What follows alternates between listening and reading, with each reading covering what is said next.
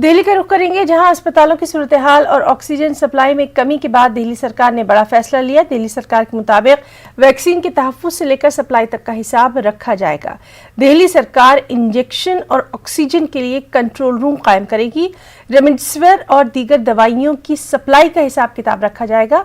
इसके लिए दिल्ली सरकार ने नोडल ऑफिसर को भी बहाल कर दिया है, ताकि दिल्ली में कोरोना के दरमियान नई मुश्किलात का सामना न करना हो। दिल्ली में गुज़िश्ता 24 घंटों के दौरान कोरोना के 25,462 नए मामलात रिपोर्ट हुए, जबकि 161 कोरोना मरीजों की मौत हुई, जबकि एक्टिव केसेस 74,941 से ज़्यादा हो गए हैं। इस अरसे के दौरान दिल्ली में मुतासर अफराद की तादाद 8,53,460 हो गई है। मरने वालों की तादाद 12,121 तक जा पहुंची है।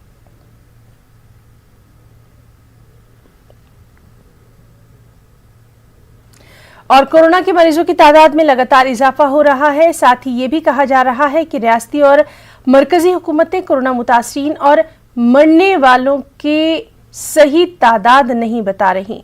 इस ताल्लुक से दिल्ली के नायब वज़ीर आला मनीष सिसोदिया ने एक ट्वीट में इल्ज़ाम लगाया कि कोरोना मरीजों और मौत के आदाद शुमार को छुपाने का ये मॉडल खतरनाक है। गुजरात से लेकर यूपी तक की हुकूमतें कोरोना को कंट्रोल करने से ज़्यादा डेटा मैनेजमेंट में लग गई हैं। मनीष सिसोदिया ने कहा कि सिर्फ दिल्ली हुकूमत है जो सबको आसानी से टेस्ट मुहैया करा रही है और डेटा में भी शफाफियत है।